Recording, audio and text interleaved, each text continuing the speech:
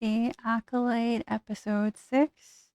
This is a continuation of the previous two episodes. It seems to be kind of following a bit more.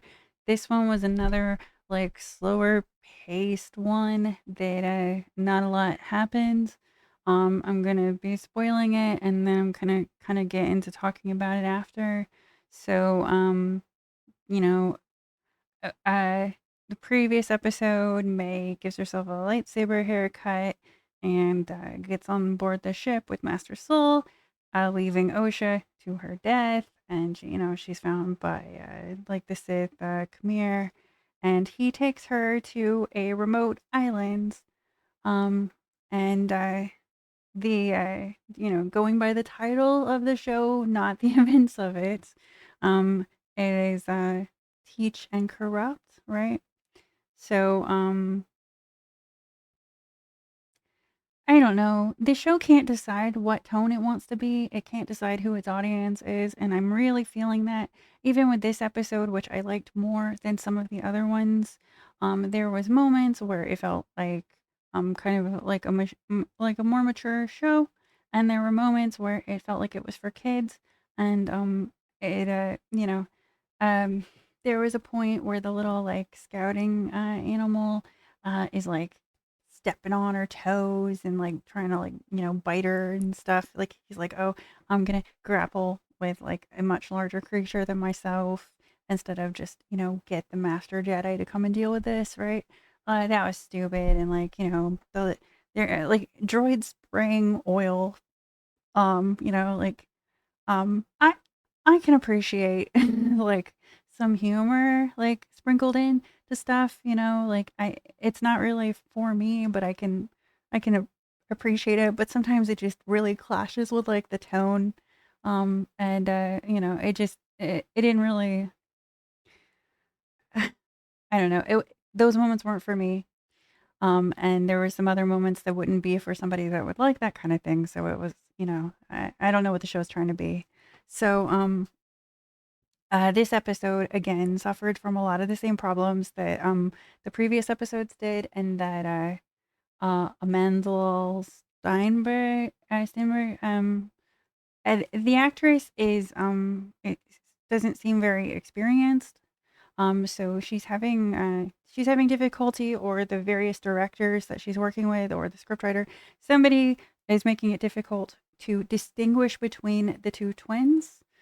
With her playing both roles, Tatiana Maslany was on the show Orphan Black, where she was able to portray 14 different characters, and like six of them had extensive amounts of screen time, and you forgot that it was the same actress playing all of the characters.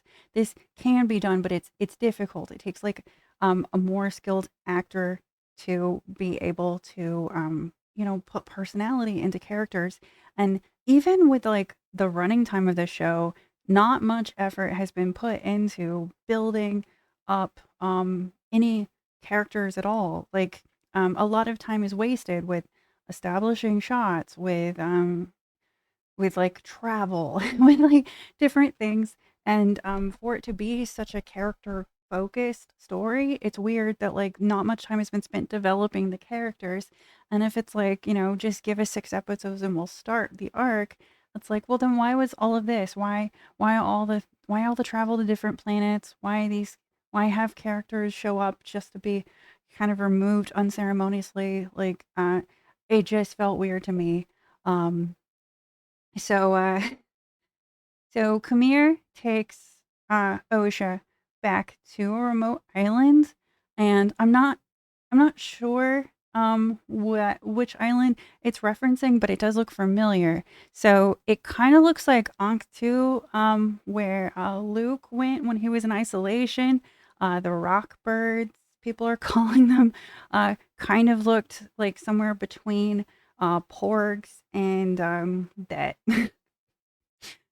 the, like creature that he milked, because of all the scenes in Star Wars you'd want to pay homage to, Luke Skywalker milking a creature. It's not one of them. That's a moment I'd choose to forget. somebody who, for the like very most part, enjoys the franchise, but they, hopefully they were mostly just referencing, the removing yourself from society and trying to like work on yourself, and that's kind of a reoccurring theme if you can give them credit for that. He goes to this remote island. He like wears uh, uh the helmets explain more in game, in the show now. He explains that, it can block the force. It's more of like an isolation tank that you can wear than just a normal helmet. And it says that like he kind of uses it in training, which he doesn't because he never removed it when he was training May. She didn't know his identity, even though she knew him by another name. So if she had seen his face even once during training, she would have known that it was Qimir, the guy that she already knew in a different context. So I don't know about that. Like, I doubt he has a spare one. It's a very rare metal that's difficult to work with. Um, but I don't know. If they were gonna explain it on the show, I wish they'd done it beforehand. Like, he should have had a conversation with May about the helmet before they showed it. Like explaining it after just kind of felt weird. Um, like it's like, hey, we're just gonna throw some pies and we'll explain it all later. I don't know. It was just a weird moment. Um, like, uh, so uh if it were a better show, I would have appreciated the symbolism, although it's a bit in your face, right? So Qimir goes into this hot spring completely naked, unarmed, and is like symbolically telling Osha that I'm going to be open and truthful with you about everything. I'm interested in training you. Um, and I made mistakes with your sister that I don't want to make again if I take on another pupil. And he put himself at her mercy, with her wielding a saber right to his chest, while he just stood there, and I thought that was a good moment. There was a lot of time when Mayor Osha is on the screen that they're being carried heavily by their counterparts, like both Master Soul and Qimir. Like the actors are just like they just they walk circles around the person playing May and Osha, and that's not an insult to her. It's just a statement of the different this disparity with experience between them. And it sucks because she's a main character. Like I would gladly have watched a show about Master Soul and Qimir, both kind of having conflicted feelings about what it means to be a Jedi in the Force. That's a more interesting story to me than the twins and their origin story. Um, so I don't know. Maybe there'll be a uh, bigger presence on the show going forward, and that would be kind of nice because they're two talented actors, and it would be a shame to waste more talent on this show. The actress that played Jackie uh, did like a really good job in his Dark Materials. So it was a shame that she didn't get a lot of words during her screen time because and it was a waste of talent. Um, so while Qimir, you know, uh, what's it called, Darth Thirst Trap, right? While he's naked, you see his back, and the character Osha sees his back as well, and he has a scar that came from a lightsaber whip. Totally unrelated to that. Venestria Row is down on the planet looking at the aftermath of the fighting beforehand. And while she's there, she takes out her iconic lightsaber whip only to dispatch a simple moth with it. But we got to see it finally. Gee, I wonder who Qimir's master was when he was training as a Jedi. So, like, the show is so, like, unwilling to trust the audience. Like, and it's silly because they set up these twists, but they're unwilling to trust the audience to be there for them. It's like, Qimir is the Qimir is the, is the Sith. Like, Venestra was his master. Master Soul knows more than he's letting on. The twins were alive. She's a twin at all. Like, just none of the big reveals felt like big reveals because they ham-fistedly gave too many hints beforehand. It's like, all right, it's a little in your face. It's like, okay, I get it. Like, um, I just it's a shame because I mean again it's Star Wars and it's a IP that can appeal to people of all ages, but it feels like it's disconnectingly trying to appeal to people of different ages. Like if I was watching for like a little um a little a little dog attacking somebody's ankles, then I would be a little bored during the hot tub scene. Like I but again, I liked this episode a lot more than I have most of the other ones. It was kind of like a lull between action. Um, I spoiled the next one for myself a little bit. Um, it's the same person that directed the third episode, which was like the flashback sequence. So I'm assuming that the next episode is going to be more flashbacks, which is going to suck. So I tried to enjoy this one while I could.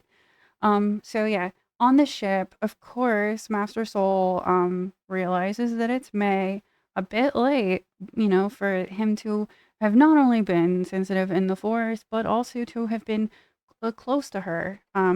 There's a moment where he loses himself and he like embraces her, um, because he's a Jedi master and he still struggles with having like feelings and attachment to people. And, but I mean, it was a really rough night. And I understand that the Jedi are like trained and that there's a way that they try to behave, but they're, they're still humans. Well, the ones that are humans, I mean, the Zabreks are Zabreks, right? Like, but I'm just saying, like,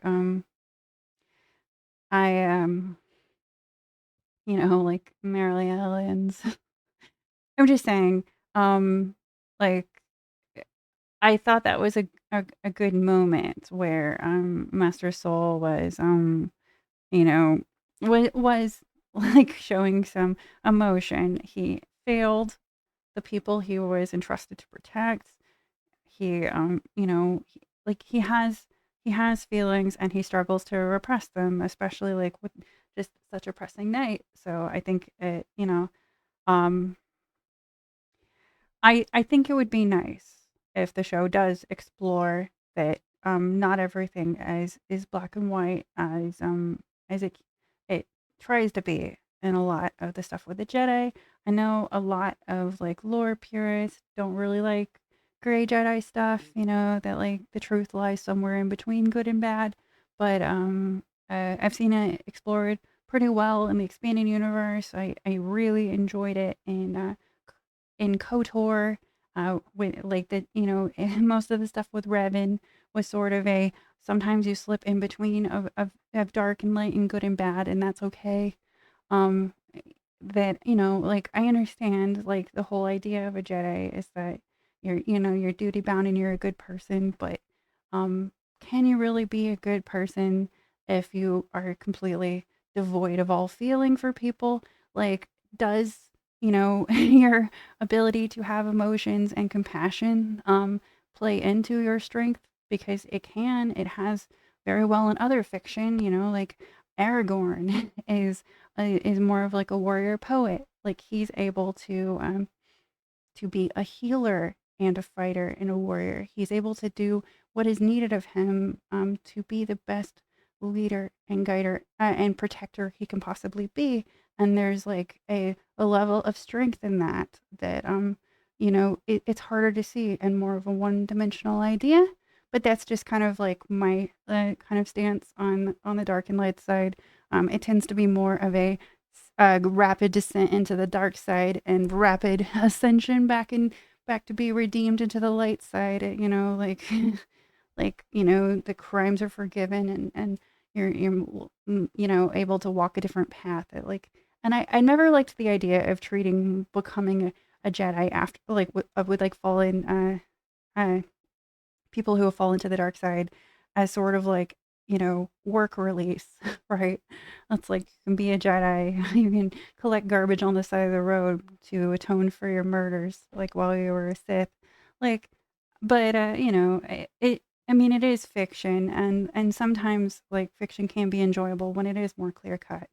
But I I am interested to see what they do with what really happened that night. I thought the idea that the fire was started by a child, like, there was something weird about that, but I just wish that they hadn't shown it first. I wish that they had just skipped that episode entirely because it really put me off the series. And I'm still trying to give it a fair shot, but there's a lot of it I don't like.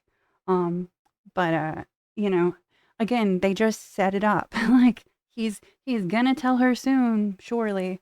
And I just expect them to off screen most of the explanation because, again, this show just seems incapable of writing dialogue between characters, incapable of showing any sort of character development or growth. And like, I'm glad that like it's kind of trimmed down to like Master Soul and Qimir, um, and maybe the actors can carry the limited and awkward dialogue, with like, putting more emotion behind the limited words they're able to say on the screen. I don't know. But this this episode has me optimistic. I'm not expecting to like the next one, but I'll see what happens after that. Take care.